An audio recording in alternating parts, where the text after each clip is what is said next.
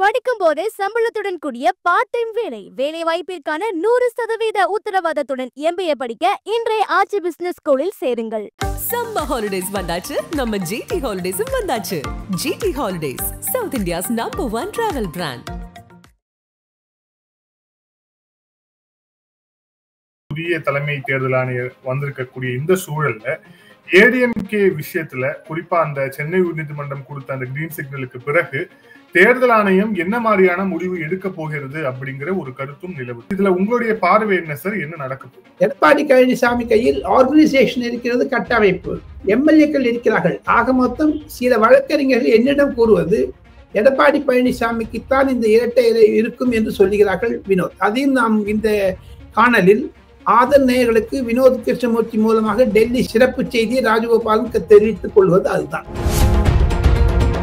துணி கடைகளில், திருமண மண்டபங்களில், அதையும் தவிர ஹோட்டல்களில் இதெல்லாம் பார்த்தீங்கன்னா நார்த் இந்தியன் டாமினேஷன் நிறைய வந்துருச்சு. அங்கங்க இருப்பவங்க தமிழுக்கு எதிராகவோ ஆதரவாக போராட்டம் செய்தால் திராவிட முன்னேற்ற கழகத்திற்குத்தான் மூக்கொடைப்பாக இருக்கும் என்பதுதான் பாஜகவுடைய கருத்து அரசியல் ரீதியாக வினோத். இந்தியாவில் இருக்கக்கூடிய 29 மாநிலங்கள் ஒற்றுக்கொண்ட பிறகு தமிழ்நாடு மட்டும் ஏன் ஒதுக்கப்படுகிறது? அந்த 2000 கோடி ரூபாய்க்காக ஒரு போராட்டம் நடத்தி சமூக ஆன்டி சோசியல் எலிமெண்ட்ஸோ இல்ல சமூக எதிரி விரோதோ ஒரு 4000 கோடி தமிழ்நாட்டில் பஸ்ஸோ இல்ல ட்ரெயினோ எரிச்சு விட்டாங்கன்னு 4000 கோடி செலவாச்சு யாருக்கும் லாபங்க?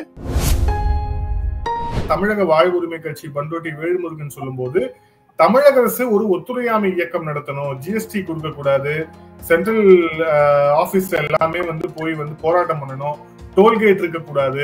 ஆக மொத்தம் அவர் இந்தியாவிலிருந்து பிரிந்து போக வேண்டும் என்று நினைக்கிறார்களா என்று தெரியவில்லை. அவங்களுக்கு இருக்கக்கூடிய இன்டர்னல் டிஃபரன்ஸ் எல்லாம் மறைக்கிறதுக்காக இந்திய முன்னாடி நிறுத்துறாங்க. இந்த திருமாவளவன் எப்ப திமுக விட்டு போறான்னு தெரியலையே, காங்கிரஸ் திமுக இருக்கா இல்லையா தெரியல, அதெல்லாம் மறைக்கிறதுக்காக இதெல்லாம் பண்றாங்க. ஒட்டு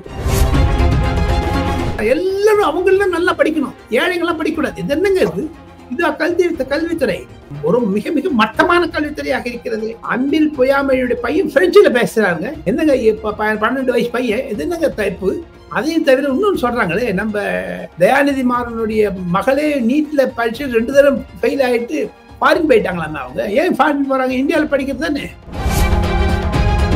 விகடன் என்பது மரியாதைக்குரிய நிறுவனம், அவர்களுக்கு கருத்து சுதந்திரம் இருக்கிறது. இதே கருத்து சுதந்திரம் கொண்டவர்கள் முக ஸ்டாலினியோ அல்லது மேலதான் போட்டு செங்கிலி போட்டு போட முடிய தைரியம் இருக்குதாங்களா ஆனந்தம் விடனுக்கு? ஆதன் நேயர்களுக்கு அன்பு வணக்கம். இன்றைய சிறப்பு நேர்காணலில் நம்முடன் இணைந்திருக்கிறார் மூத்த பத்திரிகையாளர் டெல்லி ராஜகோபாலன் அவர்கள். சார் வணக்கம். நமஸ்காரம். நமஸ்காரம். நமஸ்காரம் சார், ஹிந்தி தொடர்பாக காரசாரமான விவாதங்கள், போராட்டங்கள், மொழிப்போர் வெடிக்கும் அப்படின்ட்டு ஒரு பக்கம் போயிட்டு இருக்கு. அது தொடர்பா உங்ககிட்ட கேட்கறதுக்கு முன்பாக ஏடிஎம்கே அப்புறம் இந்த எலெக்ஷன் கமிஷனுக்கு இடையிலான ஒரு சின்ன அப்டேட்டும் இருக்கிறதாக கேள்விப்படுறோம். குறிப்பா தேர்தல் ஆணையத்திற்கு புதிய தலைமை தேர்தல் ஆணையர் வந்திருக்கக்கூடிய இந்த சூழல்ல ஏடிஎம்கே விஷயத்துல குறிப்பா அந்த சென்னை உயர்நீதிமன்றம் கொடுத்த அந்த கிரீன் சிக்னலுக்கு பிறகு தேர்தல் ஆணையம் என்ன மாதிரியான முடிவு எடுக்க போகிறது அப்படிங்கிற ஒரு கருத்தும் நிலவுது. சோ இதுல உங்களுடைய பார்வை என்ன சார்? என்ன நடக்க போகுது? ஆதன் தமிழ் நேயர்களுக்கு ஒரு பிரேக்கிங் ஸ்டோரி என்ன என்று கேட்டால், இன்று காலை 19ஆம் தேதி வெட்னஸ்டே பிப்ரவரி மாதம் 2025 காலை 9:30 மணிக்கு ஞானேஷ்குமார் என்பவர் புதிதாக தேர்தல் கமிஷனராக, புதிய தலைமை தேர்தல் கமிஷனராக பதவியேற்றுக் கொண்டார். அவருக்கு VK ஜோஷி என்று சொல்லக்கூடிய புதியதாக இருக்கக்கூடிய உறுப்பினர், எலெக்ஷன் கமிஷனர் உறுப்பினர் கூட பதவியேற்றுக் கொண்டார்.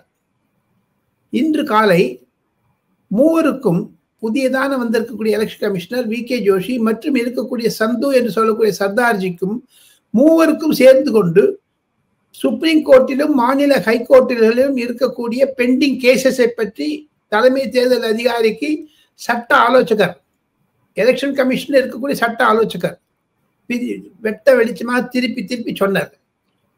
இம்பார்ட்டன்ட் பாயிண்ட்ஸ் என்னென்ன இருக்க போகுதுன்னு. அதையும் தவிர நேற்று ராஜீவ்குமார் ஓய்வு பெற்ற பொழுது ராஜீவ்குமார் கூட ஞானேஷ்குமார் கிட்ட சொல்லி வச்சிருக்காரு, இந்த கேஸ் தான் பெண்டிங்ல இருக்குது, இதெல்லாம் முக்கியத்துவம் இருக்கு. ஏற்கனவே ஞானேஷ்குமார் மெம்பராக இருந்தாலும் சென்னை ஹைகோர்ட்டினுடைய உத்தரவாதத்திற்கு பிறகு, அனுமதியின் பிறகு எலெக்ஷன் கமிஷன் ஒரு முறை மூவரும் தேர்தல் அதிகாரிகள் உட்கார்ந்து கொண்டு பேச வேண்டும்.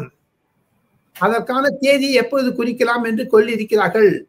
26 இல்லை 27 தேதிகளில் இது வந்தாலும் ஆச்சரியப்படுவதற்கில்லை வினோத். அப்பொழுது எந்தெந்த நிலைமைகளை தேர்தல் கமிஷன் எடுக்க வேண்டும் என புதியதாக ஒரு வி.கே. ஜோஷி என்பவர் சேர்ந்து கொண்டிருக்கிறார். ராஜீவ்குமார் ஓய்வு பெற்ற இடத்தில் ஒரு வேகன்சி இருக்கோ இல்லையா, அந்த வேகன்சி வந்துட்டார் அவரு.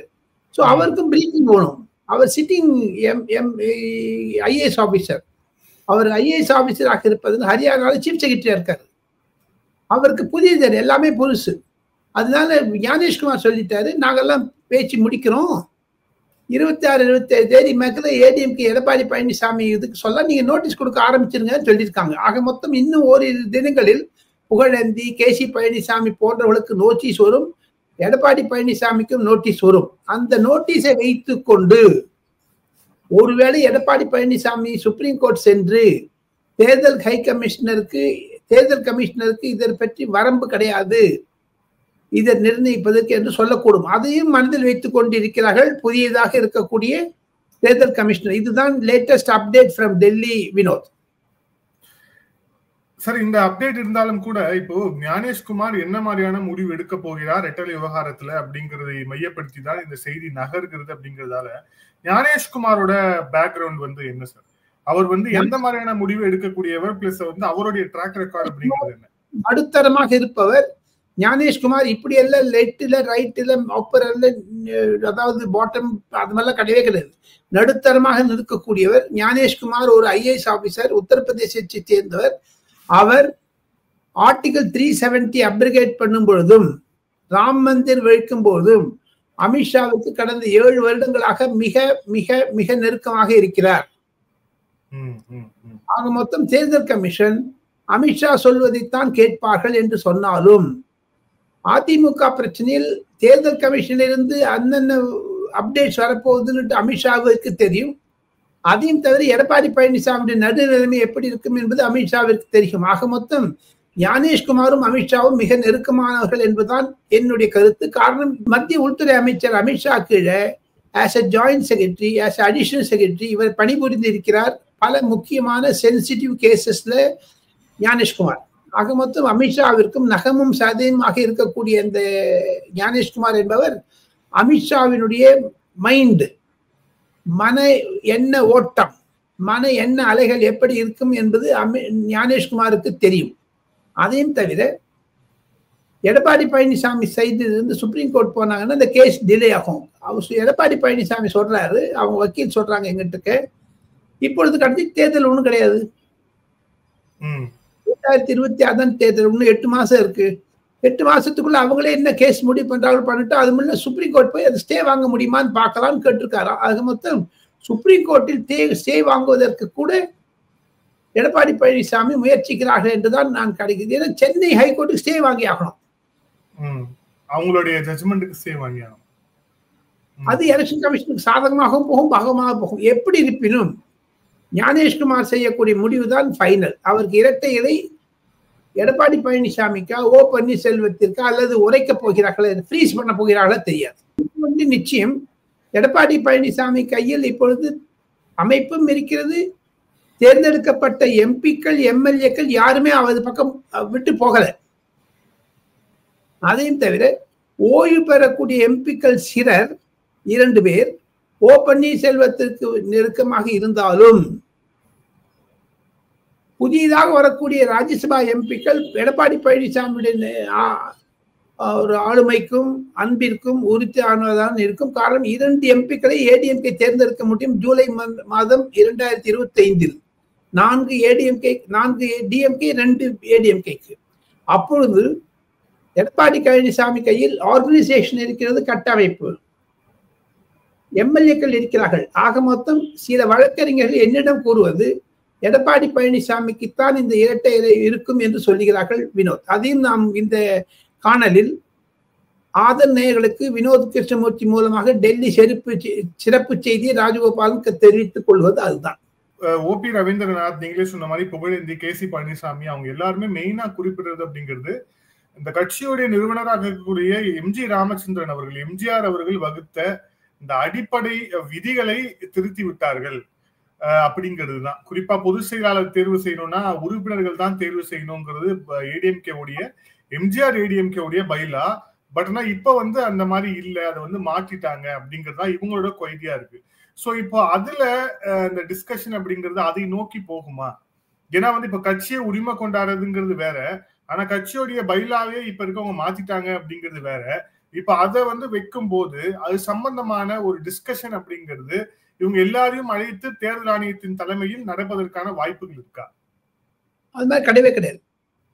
இந்தியா சுதந்திரம் அடைந்த பொழுது பல அம்பேத்கர் உட்பட பல சட்டங்களை இயற்றினார்கள். அந்த சட்டம் 125 முறை திருத்தப்பட்டு விட்டது. இந்திய அரச சட்டமே.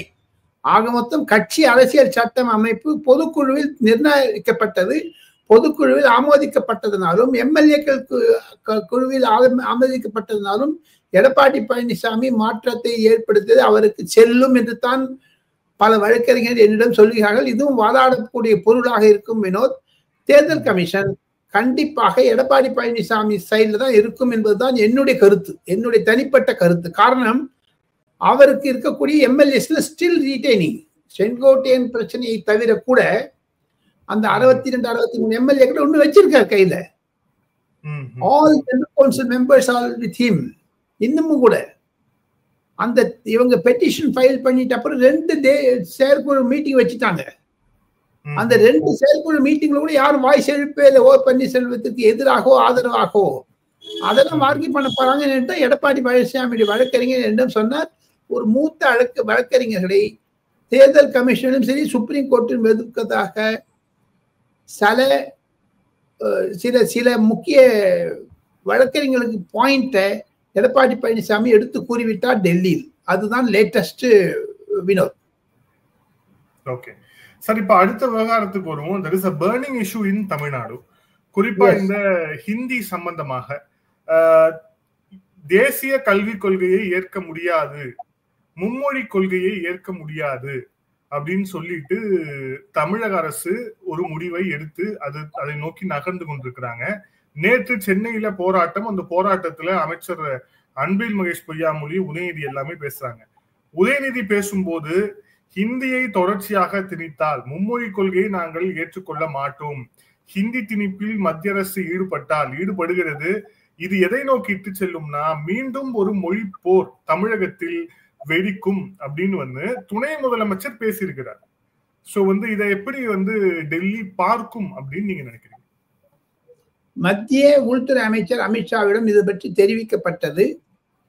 ஆங்கிலத்தில் சொல்ல போக வேண்டுமானால் அதை பூ செய்து விட்டார், அதை தள்ளுபடி செய்து விட்டார். மொழி போராட்டம் வந்தால் அங்கு தமிழகத்தில் மீண்டும் திராவிட முன்னேற்ற கழகத்திற்குத்தான் ஆபத்து என்பதுதான் மத்திய பாஜகவின் நிலைப்பாடு. காரணம், அண்ணாமலை பிரீஃபிங்கை தவிர, ஆர்.என். ரவி பிரீஃபிங்கை தவிர, உளவுத்துறைகள் பிரீஃபிங்கை தவிர அரசியல் ரீதியாக பார்க்க போனால் மு.க. ஸ்டாலின் முதலமைச்சர், மாண்புமிகு முதலமைச்சருக்கு விட அமித்ஷாவிற்கு இந்தியாவை ஆளக்கூடிய ஆளுமை கடந்த 5 வருடங்களாக உள்துறை அமைச்சராக இருந்திருக்கிறார். அதையும் தவிர 10 அல்லது 15 அல்லது 20 மு.க. ஸ்டாலின்களை நரேந்திர மோடி சந்தித்து விட்டார். இம்மொழி போர் என்றால் கண்டிப்பாக தமிழகத்தில் இருக்கக்கூடிய 3 அல்லது 4% வட இந்தியர்கள் கொதித்து எழுவார்கள். அது தமிழருக்கும் மொழி போர் என்றால் அது ஹிந்தி ஆதிக்கம் வந்துவிடும். மீண்டும் மீண்டும் நான் சொல்கிறேன், கோயம்புத்தூர், திருப்பூர், சென்னை மற்றும் பல இடங்களில் பீகாரிகள் மற்றும் பஞ்சாபியர்கள், உத்தரப்பிரதேசத்தை சேர்ந்தவர்கள், சிக்கிம் போன்றவர்கள், ராஜஸ்தானை சேர்ந்தவர்கள் எல்லாம் அதிகமாக வந்துட்டாங்க. குறிப்பாக துணிக்கடைகளில், திருமண மண்டபங்களில், அதையும் தவிர ஹோட்டல்களில், இதெல்லாம் பார்த்தீங்கன்னா நார்த் இந்தியன் டாமினேஷன் நிறைய வந்துருச்சு. அங்கங்க இருப்பவங்க தமிழுக்கு எதிராகவோ ஆதரவாக போராட்டம் செய்தால் திராவிட முன்னேற்ற கழகத்திற்குத்தான் மூக்கொடைப்பாக இருக்கும் என்பதுதான் பாஜகவுடைய கருத்து அரசியல் ரீதியாக. வினோத், அதை மேற்கொள்ள தயாராக இருக்கிறார்கள் டெல்லியில். இல்ல, ஆனா 2150 கோடி ரூபாய் இது வந்து தமிழக அரசுக்கு வர வேண்டிய நிதி, இது நம்முடைய நிதி. ஆனா இதை வந்து மத்திய அரசு தர மறுக்கிறது. மத்திய கல்வி அமைச்சர் தர்மேந்திர பிரதான் வந்து சொல்லும் போது தேசிய கல்விக் கொள்கை ஏற்றால்தான் இந்த நிதி கொடுக்கப்படும் சொல்றாரு அப்படின்னு சொல்லிட்டு அதை ஒரு இஷ்யூவா வந்து பேசி இருக்கிறாங்க. சோ இப்போ தர்மேந்திர பிரதானை மையப்படுத்தி போராட்டங்களும் வெடிச்சிருக்கு. நேற்று நீங்க பார்த்திருப்பீங்க, அவரோட வீட்டுல அந்த மாணவர்கள் போராட்டத்தையும் பார்த்திருப்பீங்க. இது இப்படியே நீடித்தால் என்ன நடக்கும்னு நினைக்கிறீங்க? டெல்லி இதுல ஏதேனும் ஒரு முடிவை எடுக்குமா? டெல்லி நேரடியாக தலையிடுமா இந்த விஷயத்துல? தலையிடாது. டெல்லி நேரடியாக தலையிடாது. இனி மு.க. ஸ்டாலின் முதலமைச்சர் லா அண்ட் ஆர்டர் பார்த்து கொள்ள வேண்டும், முதலமைச்சருடைய பொறுப்பு. சட்டம் ஒழுங்கு எல்லாம் திராவிட முன்னேற்ற இது அரசாங்கமே ஹிந்தி எதிர்ப்பு போராட்டத்தை நடத்தினார். 1965 அரசாங்கத்திற்கு எதிராக இருந்தது திராவிட முன்னேற்ற கழகம். அப்பொழுது பலத்த வெடித்துவிட்டது. இப்பொழுது திமுக ஆட்சியில் இருக்கிறது. ஆக மொத்தம் அரசாங்கமே இந்த இந்தி மொழி போராட்டத்தை ஊக்குவிக்குமே. ஆனால் அது சட்ட ரீதியாக செல்லுமா செல்லாதா என்று தெரியாது. எது இருப்பினும் ஒருவேளை மு.க. ஸ்டாலின் பிரதமரிடம் பேசினால் இந்த இஷ்யூ சால்வ் ஆகும் என்று தான் நினைக்கிறேன். நாளை இன்னும் ஓரிரு நாட்களில் அமித்ஷா சென்னை வர இருக்கிறார். அதற்குள் இதற்கு ஒரு சுலபமான முடிவு எடுக்கப்படும். இருப்பினும் திராவிட முன்னேற்ற கழகத்திற்கு அந்த 2000 கோடி ரூபாய் வராது என்பதுதான் என்னுடைய கருத்து. காரணம், இந்த 2000 கோடி வரதுக்கு முன்னாக மீனா என்று சொல்லக்கூடிய தலைமை செயலாளர் கடிதம் எழுதிவிட்டார் மத்திய கல்வித்துறை அமைச்சருக்கு. அந்த கடிதம் பரவலாக சோசியல் மீடியாவில் பரவலாக வருகிறது. பாஜகவினர் எடுத்து விடுகிறார்கள். இது ஏற்கனவே வந்ததுதான். இது எப்ப நீங்க ஒத்துனுட்டீங்களோ அதுக்கு நீங்க சட்டத்துக்கு என்னென்ன விதிகள் இருக்குதோ அதெல்லாம் உட்படியாக வேண்டுமே. என்ன, இந்தியாவில் இருக்கக்கூடிய 29 மாநிலங்கள் ஒற்றுக்கொண்ட பிறகு தமிழ்நாடு மட்டும் ஏன் ஒதுக்கப்படுகிறது? ஏன் இவருக்கு ஒரு ஜித்து பண்ணியிருக்காங்க, ஒரு இதுவா இருக்காங்க தெரியுது. ஏன் முரட்டு பண்பாடுடன் ஏன் இருக்கிறார்கள் என்று தெரியவில்லை. அந்த 2000 கோடி ரூபாய்க்காக ஒரு போராட்டம் நடத்தி சமூக ஆன்டி சோசியல் எலிமெண்ட்ஸோ இல்லை சமூக எதிரி விரோதம் ஒரு 4000 கோடி தமிழ்நாட்டில் பஸ்ஸோ இல்லை ட்ரெயினோ எரிச்சு விட்டாங்க. 4000 கோடி செலவாச்சு. யாருக்கும் லாபங்க? என்ன நினைச்சிட்டு இருக்காங்க திமுக என்று தான் பாஜகவினர் மிரட்டுகிறார்கள். இல்ல, ஆனா நாங்க அந்த கல்விக் கொள்கையில நாங்க ஒத்துக்கல, நாங்க கையெழுத்து இடல அப்படின்ட்டு அமைச்சர் அன்பில் மகேஷ் பொய்யாமொழி சொல்றாரு. அவர் அரசாங்க ரீதியாக லெட்டர் வந்திருக்குங்களா சார்? இந்த 2024 பொது தேர்தலுக்கு முன்பதாக அந்த கடிதத்தை எழுதி இருக்கிறாங்களே, அந்த கடிதத்தை வித்ரா பண்ண சொல்லுங்க முதல்ல. எங்க கேந்திரிய வித்யாலய வேண்டாம், இந்த நியூ எஜுகேஷன் நேஷனல் எஜுகேஷன் பாலிசியும் வேண்டாம். எதுதான் வேணும் பின்ன தமிழ்நாட்டுக்கு? அதைத்தான் அண்ணாமலை சிறப்பாக சொல்லுகிறார். அன்பில் மகேஷனுடைய மகனே பிரெஞ்சு படிக்கிறாருங்க. இதை விட அவமானம் வேற என்ன இருக்குங்க? எங்க 23 திமுக எம்பிக்களுடைய மகள் ஒரு பட்டியலே வச்சிருக்காங்க. அவங்க எல்லாருமே பார்க்க போனா எல்லாருமே அயல் நாட்டில் படிக்கிறார்கள், ஆங்கிலத்தில் படிக்கிறார்கள், தமிழ்ல படிக்கிறதேன்னு ஒரு லிஸ்டே போட்டிருக்காங்களே பிஜேபியில. அதெல்லாம் யார் கேட்கறது? இருக்கக்கூடிய திராவிட முன்னேற்ற கழக அமைப்புகளுக்கு பலருக்கு கல்லூரிகளும் நடுநிலைப்பள்ளியும் சிபிஎஸ்இ சிலபஸ்ல வச்சிருக்காங்களே. முதலமைச்சருடைய குடும்பமே இருக்கிறது சன்ஷைன் ஸ்கூல் என்று. ஸோ ஆக மொத்தம் அதற்காகத்தான் எதிர்க்கிறார்கள் என்ற பேச்சுவார்த்தை வருமோ இல்லையா? இதெல்லாம் அமித்ஷா கிட்ட சொல்லியிருக்காங்களே. அதையும் தவிர இந்த டெல்லி சீஃப் மினிஸ்டருடைய எலெக்ஷன் முடிஞ்சிட்ட பிறகு தமிழகத்தை பற்றி பேசுவதற்காக நட்டா சார் அவர்களிடமும் அமித்ஷாவிடமும் நரேந்திர மோடி தெரிவித்திருப்பதாக நான் கேள்விப்பட்டேன். தமிழகத்தினுடைய பிரச்சனை பற்றி கண்டிப்பாக விவாதிப்பார்கள். காரணம் என்ன என்று கேட்டால், பாம்பன் பாலத்தை திறக்க வரக்கூடிய நரேந்திர மோடிக்கு மார்ச் மாதம் நடுவே 10 தேதிக்கு வர இருக்கிறார். அதற்கு முன்னதாக இது பற்றியான அனைத்து விஷயங்களும் டிஎம்கே தங்களுடைய இன்எஃபிஷியன்சிக்காகத்தான் இது போராட்டம் நடத்துகிறார்கள் என்று கூட பாஜகவினர் நினைக்கின்றனர். குறிப்பாக ஆளுநர் அதுதான் நினைக்கிறார். 2026 சட்டமன்ற தேர்தலுக்கான ஒரு மெயின் பிச்சாகவே இந்த விஷயம் தான் இருக்கணும் அப்படின்ட்டு நேற்று அந்த மேடையில பேசின திமுகவுடைய கூட்டணி கட்சிகள் எல்லாமே வெளிப்படையா பேசுறாங்க. குறிப்பா தமிழக வாழ் உரிமை கட்சி பண்ருட்டி வேல்முருகன் சொல்லும் போது, தமிழக அரசு ஒரு ஒத்துழையாமை இயக்கம் நடத்தணும், ஜிஎஸ்டி கொடுக்க கூடாது, சென்ட்ரல் ஆபீஸ்ல எல்லாமே போய் போராட்டம் பண்ணணும், டோல்கேட் இருக்க கூடாது, இந்த மாதிரி விஷயங்களை துணை முதலமைச்சர் அமைச்சர் முன்னிலையிலேயே ப்ரப்போஸ் பண்ணிருக்கிறார். மொத்தம் அவர் இந்தியாவிலிருந்து பிரிந்து போக வேண்டும் என்று நினைக்கிறார்களா என்று தெரியவில்லை. இதெல்லாமா பேசுறது ஒரு கட்சியில என்னங்க? அது அவங்களுக்கு இருக்கக்கூடிய இன்டர்னல் டிஃபரன்ஸ் எல்லாம் மறைக்கிறதுக்காக இந்திய முன்னாடி நிறுத்துறாங்க. இந்த திருமாவளவன் எப்ப திமுக விட்டு போறாரு தெரியலையே, காங்கிரஸ் திமுக இருக்கா இல்லையா தெரியல, அதெல்லாம் மறைக்கிறதுக்காக இதெல்லாம் பண்றாங்க. ஒட்டு வைக்கிறதெல்லாம் ஃபெவிகோல், அதுதானே. இது அரசியல் பிரச்சனை. திருப்பி இந்தி போராட்டம் வந்தது வச்சுங்க. கண்டிப்பாக திமுக தோல்வி அடையும். அரவிந்த் கெஜ்ரிவாலுக்கு அடுத்ததாக மு.க. ஸ்டாலினுக்குத்தான் பட்டை நாமம் சாத்துவார்கள் வாக்காளர்கள். எங்க எல்லாருமே இந்தி படிக்கிறாங்க. ஒன்னே ஒண்ணு சொல்றேன் வினோத், நாம் 2 பேர் பேசுறோம். இந்த போன் வச்சிருக்கேன், ஆன் பண்ணிடுறேன். நாம் 2 பேர் பேசுவதை குஜராத்தியிலோ, மராட்டியிலோ, ஆங்கிலத்திலோ, பிரெஞ்சிலோ, ஜப்பானியிலோ மொழிபெயர்க்க முடியும். ஆக்சுவலா இது அது சாஃப்ட்வேர் அவ்வளவு வந்துருச்சு, டெக்னாலஜி இம்ப்ரூவ்மெண்ட் வந்துருச்சு, டிஜிட்டலைசேஷன் ஃபார் ரீச்சிங் இம்ப்ளிகேஷன்ஸ் இருக்கு இந்தியாவில். ஒரு பேங்க்குக்கு போனேன்னா யாருமே கிடையாது பேங்க்ல. இப்பெல்லாம் எல்லாம் online transaction, every thing has come online. UPI வந்துருச்சு. முதல்ல சிடி எல்லாம் போயிட்டு இப்பெல்லாம் ஒன்று பார்த்தீங்கன்னா யூபிஐ பேமெண்ட் வந்து கிரெடிட் கார்டு யாங்க வாங்குறாங்க இப்பெல்லாம்.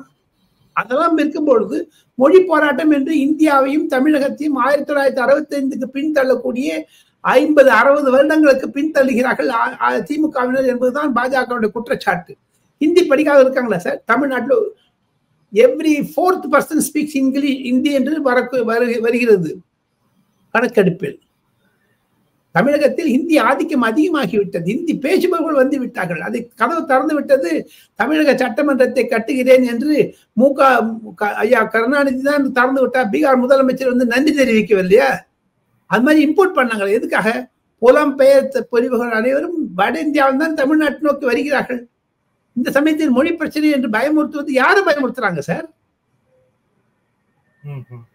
தமிழ்நாடு தான் பாதிக்கப்பட இருக்கு. தமிழ்நாடு தான் எல்லாரும் அவங்க எல்லாம் நல்லா படிக்கணும், ஏழைகள்லாம் படிக்கக்கூடாது. இது என்னங்க இது?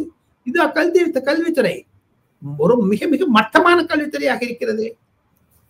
அன்பில் பொய்யாமையுடைய பையன் பிரெஞ்சுல பேசுறாங்க. என்னங்க 12 வயசு பையன், இது என்னங்க டைப்பு? அதையும் தவிர இன்னொன்னு சொல்றாங்களே, நம்ம தயாநிதி மாறனுடைய மகளே நீட்ல படிச்சு 2 தடவை ஃபெயில் ஆயிட்டு ஃபாரின் போயிட்டாங்களாம். அவங்க ஏன் ஃபாரின் போறாங்க? இந்தியாவில் படிக்கிறது தானே. இல்ல இந்தியாவில தான் படிக்க முடியாதுல்ல, அவங்க நீட் வந்து பாஸ் ஆகுது இல்லையா? நிறைய படிக்கிறது நீட் தான் இருக்குங்க. ஏஐ ஆர்டிபிஷியல் இன்டெலிஜென்ஸ் பற்றி படிங்க. இப்ப 140 கோடி பேர் யூடியூப் நடத்துறாங்களே, 140 பேரும் ஜேர்னலிசம் படிச்சிருக்காங்க. எப்படி யூடியூப் பண்றாங்க? ஆரம்பிக்கு நம்ம 2 பேர் பேசுறோம். நான் தான் 40 வருஷம் பார்லிமெண்ட் ரிப்போர்ட் பண்ணிக்கேன், அரசியல் நிருபராக இருந்திருக்கிறேன். இல்லாதவங்களாம் பேச ஆரம்பிக்கிறாங்களே. ஆக மொத்தம் தமிழக அரசு செய்வது தவறு என்று தான் மத்திய பாஜக நினைக்கிறது. காங்கிரஸ்காரர்களும் சொல்றாங்க இப்படி பண்ணாங்கன்னா இண்டி கூட்டணியிலிருந்து திமுக விலக வேண்டிய நிலைமை வந்துடும். காரணம் லாலு பிரசாத் யாதவ் இண்டி வேண்டும் என்கிறார், பிரசாந்த் கிஷோர் பால் இண்டி வேண்டும் என்கிறார், ராகுல் காந்தி இண்டி வேண்டும் என்கிறார். இல்ல நீங்க காங்கிரஸ் நிலைப்பாடு சொல்றீங்க, பட் ஆனா நேற்று நடந்த அந்த இந்திக்கு எதிரான அந்த கூட்டத்துல செல்வ பெருந்தகை இருக்கிறார். செல்வ பெருந்தகை யாரு? தமிழக மாநில காங்கிரஸ் தலைவர் தானே, அவர் இருக்கிறாரு. அவர் திமுக ஆளு இதுதானுங்க. அவர் என்னங்க இந்த ஒரு கூட்டணியில ஐ டோன்ட் கன்சிடர் சீரியஸ் கூட்டணி, எல்லாம் சந்தா கூட்டணி. மாசம் சந்தா போகுதுங்க திமுக. என்ன அறிவா? அதை தானே சொல்றாரு அண்ணாமலை, செங்கலா பிரிஞ்சு வைக்கிறேன்னு. அண்ணாமலைக்கு பதில் சொல்ல தெரியல, இவங்க என்னமோ பேசுறாங்களே. அந்த சார் யாரு என்பது சொல்ல தெரியல. அண்ணாமலை இப்ப ஹிந்தியை பத்தி சொல்றாங்களே சார், அண்ணா பல்கலைக்கழகத்தில் நடந்த ஒரு பள்ளிக்கூடத்திலையும் கல்லூரிகளும் எத்தனை நடக்குது, இவங்க பெருசா சொல்றாங்களே. தவறு தவறு தமிழக அரசாங்கம் செய்வது தவறு. கண்டிப்பாக தமிழகத்தில் ஒரு மாபெரும் மாற்றத்தை நான் எதிர்பார்க்கிறேன். பார்த்துட்டே இருங்க, இது it will go against DMK. இப்ப தர்மேந்திர பிரதான் இந்த முடிவுல எதுவும் மாற்றம் செய்யவோ இல்லை வந்து மாநில அதிகாரிகளை அழைத்து பேசவோ வாய்ப்பு இருக்கா சார்? வாய்ப்பு கிடையாது. மீதி 27 ஸ்டேட்டுக்கு அகைன்ஸ்டா போயிடுங்க. நீங்க ஒரு ஸ்டேட்டுக்கு அகைன்ஸ்டாங்கன்னா அதெல்லாம் குஜராத் ஒத்துப்பாங்களாத்த? எங்க சமூக வலைத்தளங்களில் வருவதை பார்த்தால் தமிழகத்தில் ஒரு மாபெரும் எதிர்ப்பை நான் பார்க்கிறேன். எல்லாரும் பாருங்க, இங்கிலீஷ் பத்திரிகையிலும் எதிலுமே வரவில்லை. இவங்க நேற்று போராட்டம் நடத்தினேங்கிறாங்களே, அதுக்கு ஈக்குவலா ட்விட்டர்லயும் ஃபேஸ்புக்லயும் இன்ஸ்டாகிராம்லயும் அந்த அன்பில் மகேஷ் இப்ப எல்லா மந்திரியுடைய பசங்களையும் ஒரு பத்திரிகை நிருபர்கள் பேட்டி எடுக்க வேண்டும். துரைமுருகனுடைய பேரன் அயல் நாட்டில் படிக்கிறானா என்பதை பற்றி வதந்திகள் வர ஆரம்பிக்கிறது. அவங்களாம் எப்படிங்க போறாங்க? 12-13 தமிழ்நாடு மந்திரியோட பசங்கள்லாம் படிக்கிறாங்களா அயல் நாட்டுல? அது எப்படிங்கிறது? தமிழ்நாட்டுல படிக்கத்தானே, கூடுவாஞ்சேரியிலையும் மதுராந்தகத்திலையும் பாளையங்கோட்டையிலையும். அதை விட்டுட்டு எங்க Moscow and Japan, Germany, America போறாங்க? உங்களுக்கு என்ன உங்களுக்கு வேணா இன்னொருத்தர் சொன்னாம்புங்களா? அதெல்லாம் பார்ப்பாங்க இல்ல. போராட்டம் என்று பயமுறுத்துவதெல்லாம் அது 1965 போயாச்சு. அப்ப திமுக எதிர்கட்சியாக இருந்தது. இப்பொழுது இல்லவே இல்லை. அதான் நான் மீண்டும் வருத்துகிறேன். தவறான போக்கு. பாஜக மிக மிக கொந்தளிப்பில் இருக்கிறார்கள். இந்த விஷயத்தை தர்மேந்திர பிரதான் அமித்ஷாவோட சொல்லும் போது நாம் தேக்கலைங்க, தியா கரேகா தேக்கலைங்க அப்படிதான் சொல்றாரு. பார்ப்போம் ஒரு கை என்று தான். ஒரு நரேந்திர மோடியுடன் மோதுவது தவறு என்று தான் என்னுடைய தாழ்மையான கருத்து. இதை தங்களுடைய அரசியல் பிரச்சனைக்காக இதை பூத மாதிரி பண்றாங்களே தவிர, எங்க கள்ளக்குறிச்சி சமாச்சாரம் நீதி எல்லாம் சால்வ் பண்ணிட்டு விட்டாங்களே. நேத்தி ஹைகோர்ட் ஜட்ஜ்மெண்ட் பாருங்க, மணல் வாய் கொள்ளைக்கு சிபிஐ என்கொயரி போட்டிருக்காங்க. அது பெருசாச்சுன்னு என்ன பண்ணுவாங்க? இதெல்லாம் பண்ணீங்கன்னா அவங்களுக்கே they are inviting themselves trouble from ED and CBI. Sir, நீங்களே சொன்ன மாதிரி 40 வருடங்கள் பத்திரிகை துறையில ஒரு நீண்ட அனுபவம் கொண்டவராக இருக்கிறீங்க. இப்போ ரொம்ப ரீசெண்டா தமிழகத்துல இருந்து செயல்படக்கூடிய ஒரு பாரம்பரிய ஒரு பத்திரிகை நிறுவனம் விகடன், அவங்க பிரதமர் கையில விலங்கிட்டு ட்ரம்ப் அவர்கள் பார்த்து சிரிக்கிற மாதிரியான ஒரு கார்ட்டூனை வெளியிட்டாங்க. அது கடும் விமர்சனத்துக்குள்ளாகி அந்த இணையதளம் முடக்கப்பட்டு அது கருத்து சுதந்திரத்துக்கு எதிரானது அப்படின்னு முதலமைச்சர் உட்பட எல்லாருமே கருத்தும் தெரிவிச்சிருக்கிறாங்க. இதுல உங்களுடைய பார்வை என்ன? இது சட்ட ரீதியாக விகடன் அரசாங்கத்தினுடைய பார்வையை எதிர்த்து சென்னை உயர் நீதிமன்றத்திலோ சுப்ரீம் கோர்ட்டிலோ வழக்கு தொடருவானால் மத்திய அரசாங்கம் ஏன் தடை செய்தது என்பதை பற்றி விவாதிப்பார்கள் கண்டிப்பாக. 1. 2, பத்திரிகை சுதந்திரம் கருத்து சுதந்திரம் என்ற போர்வையில் ஒரு கார்ட்டூன் போட்டாங்க டென்மார்க்ல. டென்மார்க் முழுக்க எரிஞ்சுதுங்க. ஒவ்வொரு கார்ட்டூனுக்கும் ஒரு பத்திரிகை தொழிலுக்கும் ஒரு தர்மம் என்பது உண்டு. நம்மளுக்கே செல்ஃப் சென்சார்ஷிப் போட்டுக்க வேண்டும் என்பதுதான் என்னுடைய 40 ஆண்டு கால பத்திரிகை தொழில். Real we are all journalists sir. சாதாரணமா ஒரு அரசாங்கத்திற்கு எதிராக கவுத்துக்கணும் அந்த மாதிரிலாம் கிடையவே கிடையாது சார். விகடன் என்பது மரியாதைக்குரிய நிறுவனம். அவர்களுக்கு கருத்து சுதந்திரம் இருக்கிறது. இதே கருத்து சுதந்திரம் கொண்டவர்கள் மு.க. ஸ்டாலினையோ அல்லது மேலதான் போட்டு செங்கிலி போட்டு போட முடிய தைரியம் இருக்குதாங்களா ஆனந்தம் விகடனுக்கு? ஏதோ ஒண்ணு அவங்க போட்டு போறாங்க. திமுக தான் நடத்துறான்னு சொல்றாங்களே அந்த பத்திரிகையை. அதனால மத்திய அரசாங்கம் இதை பத்தி கவலையே கிடையாது. கேஸ் போட்டு விட்டாங்க. இனிமேல் லேட்டர் சி சுத்தி ஆனந்த விகடனுக்கு தான் மூக்கு போட கூறுமே தவிர இது பத்திரிகை சுதந்திரம் என்று நான் கருதவில்லை. நானும் பத்திரிகையாளனா இருக்கத்தான் சொல்றேன். கார்ட்டூன் போடலாம், என்ன ஒண்ணா போடலாம். அதனால எதிர்வினைகள் என்ன வருங்கிறது எதிர்பார்க்கணும் அவங்க. இல்ல, இது கருத்து சொல்றதையே இவங்க கேள்வி கேட்கிறாங்க. கார்ட்டூன் போட்டு யாரையும் விமர்சிக்கலாம், இந்திய பிரதமரை விமர்சிப்பது வேற, இந்தியாவை விமர்சிப்பது வேற அப்படின்லாம் கருத்து சொல்றாங்களே. அப்போ திமுக பத்தி கள்ளக்குறிச்சியில 40 பேர் 60 பேர் செத்து போனாங்க, அதை பத்தி கார்ட்டூன் கொண்டாங்களா? இல்ல ஈழ படுகொலை பண்ணும்போது 2009 இதே விகடன் கார்ட்டூன் போட்டுதான். அப்பெல்லாம் திமுகவுக்கு ஜாதரா அடிச்சிருந்தாங்களா? அது ஏன் திமுகவுக்கு எதிராக கார்ட்டூன் போட மாட்டாங்களா? பத்திரிகை சுதந்திரத்தை துஷ்பிரயோகம் செய்வது தவறு என்பதுதான் என்னுடைய கருத்து. நானும் பத்திரிகையாளனா இருந்ததுனால எனக்கு தெரியும் விஷயத்துல நுணுக்கங்கள். எதற்கு ஒரு அரசியல் ரீதியாக வேண்டும் என்று ஒரு நரேந்திர மோடியோ அல்லது ஆளுமையை கொண்ட மத்திய அரசாங்கத்தையோ எதிர்த்தனா அது பத்திரிகை சுதந்திரமே இல்லைங்க. அது அந்த சித்தரி நீங்க அந்த சின்ன குழந்தை நெருப்புல கை வைக்கிற மாதிரி வச்சிருக்கீங்க. அது தீவிரமாக ஆனாலும் எதிர்பார்ப்பதற்கு பல சொல்ல ஆசைப்படுகிறேன். பட் ஒன்று வெயிட் பண்ணலாம். அதெல்லாம் சப்ஜெக்டிஸ் ஆயிடும். கோர்ட்டுக்கு போச்சுன்னா என்னென்ன பண்றாங்க மத்திய அரசாங்கத்தில் என்ன பண்ணுவாங்க பார்த்துட்டே இருக்கேன். சார், இந்த நேர்காணல் இறுதியான கேள்வி. ஸோ அப்ப தேர்தல் ஆணையம் சம்பந்தமா நம்ம ஃபர்ஸ்ட் கேள்வியில இருந்தே அப்படியே முடிச்சிருவோம். ஸோ ஒருவேளை பாஜக அதிமுகவோட கூட்டணிக்கு போக தயார், அதிமுகவும் தயார் அப்படிங்கிற மாதிரி சூழல் வந்துச்சுன்னா மேபி இந்த தேர்தல் ஆணையத்துடைய அந்த நடவடிக்கை அப்படிங்கிறது, தேர்தல் ஆணையத்துடைய முடிவுங்கிறது மாற வாய்ப்பு இருக்கா? ஒரு அரசியல் கேள்வியாக இருப்பதால் எது இருப்பினும் ஜூன் ஜூலை மாதத்திற்குள் இந்த கேஸ் முடிஞ்சிடும். ஜூன்ல உங்களுக்கு தான் ஏடிஎம்கே அலையன்ஸ் பிஜேபி அலையன்ஸ் வரும். இன்னும் எதிர்வினையாக நான் அதற்கு நான் பதில் சொல்வதற்கு எடப்பாடி பழனிசாமியை இந்த மாதிரி ஒரு ரிஸ்க் எடுத்து பாரான்னு பார்க்கணும். அவர் தரப்பில் இருந்து பார்த்தால், மத்திய அரசாங்கத்திலிருந்து பார்த்தால் இவர்களுக்கு கொடுக்க வேண்டுமா கொடுக்க வேண்டாமா என்பது சட்ட பிரச்சனை. எதற்காக சென்னை உச்ச நீதிமன்றம் தேர்தல் கமிஷனை இழுத்து விட்டது? இவங்க சரியா வாதாடலையே. எடப்பாடி பழனிசாமி சேர்ந்து ஓ பன்னீர்செல்வத்தின் நன்னா வாதாடி இருக்காங்களே என்பதுதான் அரசியல் நிபுணர்களுடைய கருத்து, வழக்கறிஞர்களுடைய கருத்து. இருப்பினும் டெல்லி உச்ச நீதிமன்றத்தில் சுப்ரீம் கோர்ட்டில் இந்த கேஸ் வறுமையானால் கண்டிப்பாக பிரபல வழக்கறிஞர்களை வைத்து இடையே எடப்பாடி பழனிசாமி தக்க வைப்பார் என்பதுதான் என்னுடைய நம்பிக்கைங்க. ஏன்னா ஆர்குமெண்ட்ல பாத்தீங்கன்னா எலெக்ஷன் கமிஷனுக்கு இது ரூல் இருக்கா இல்லையா என்பதை சட்ட ரீதியாக சுப்ரீம் கோர்ட் நிர்ணயம் செய்ய வேண்டும். Vaiko T N Seshan chief election commissioner இருந்தபோது நானும் வைகோ பார்த்துருக்கோம். டிஎன் சேஷன் நான் I will freeze rising sun symbol அடிச்சு விட்டார். கட்சி பண்ணார், அவரு பண்ண முடியலையே. வாயில பேசுவது ஒண்ணு, சட்ட ரீதியாக பேசுவது ஒண்ணு. வைகோ வை நாட் கோ அப்படிலாம் சொல்லுவாரு டிஎன் சேஷன். வைகோவே போனார், உதயசூரியனை மறக்கணும்னு பண்ணாரா? முடிஞ்சுதா அவரால்? அவ்வளோ பெரிய டால் லீடர் வைகோ. இன்னைக்கு எங்க இருக்காரு? சரணாகதி. ஸ்டாலின் காலனியும் உதயநிதி காலனியும் இன்பநிதி காலனியும் அதை விட ஒரு வெக்கம் அவமானம் வேற ஒன்றுமே கிடையாதுங்களே. ஸோ ஆக மொத்தம் எடப்பாடி பழனிசாமி கையில் தான் இரட்டை இருக்கும் என்பதுதான் பல அரசியல் நிபுணர்கள் சட்ட ஆலோசகர்களுடைய கருத்து.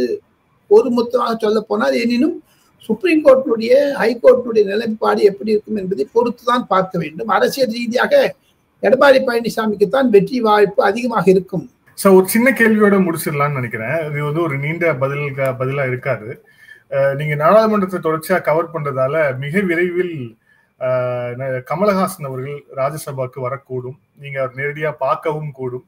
நிச்சயமா நீங்க பாப்பீங்க. நீங்க என்ன கேட்பீங்க அவர்கிட்ட? அதோட நான் இந்த நேர்காணல் முடிக்கிறேன். நான் ஒரு மரியாதைக்குரிய ஒரு சிரிப்பு உலக நாயகன். அவர் பேர் உலக நாயகன் தானே? ஆமா. அதானா அப்படி கூப்பிடக்கூடாதுன்னு சொல்லியிருக்காரு அவரே. அவரே நான் கூப்பிடுறேன். எனக்கு சுதந்திரம் இருக்கு. அவருக்கு சுதந்திரம் எப்படி கூடக்கூடாதுங்கிற எனக்கு எங்க இப்படி சரணாகதி அடைஞ்சிட்டீங்க, இன்பநிதி உதயநிதி காலில் போய் விழுந்துட்டீங்கன்னு கேட்பேன். இதை விட அவமானம் வேற உங்களுக்கு ஒண்ணு இல்லைங்க சார் கமல்ஹாசன் அப்படின்னு சொல்லுவேன். ஏன்னா இதே கேஜ்ரிவாலை கொண்டு தான் கட்சி ஆரம்பிச்சார். அந்த கேஜ்ரிவால் எங்க இருக்காரு இப்போ? நாக்கு கட் பண்ணிட்டாரா இல்லையா? ஆக மொத்தம் கோயம்புத்தூர் தோல்வி, அவருக்கு ராஜ்யசபாவை கிடைத்தது. கோயம்புத்தூர் வெற்றி கட்டிருந்தா நான் மந்திரி அனுப்புறாங்க அவங்க திமுகல. அரசியல் நப்பாசை கொண்டவர். தவறான கருத்து. கமல்ஹாசன் எடுக்கக்கூடிய முடிவுகள் தான் தவறு என்பதுதான் என்னுடைய கருத்து. அப்படித்தான் நான் அவரை கேட்பேன். கமல்ஹாசன் நான் பார்ப்பேன். ஆனால் இதை விட ஒரு மோசமான அப்ரோச் உங்களுக்கு இருக்கு, தப்பு சார்ன்னு சொல்லுவேன் நான். அப்படியே அவரு நீ கேட்ட கேள்விக்கு அவர் சொல்ற பதிலையும் நீங்க வந்து ஆதனுக்கு சொல்லணும். கண்டிப்பா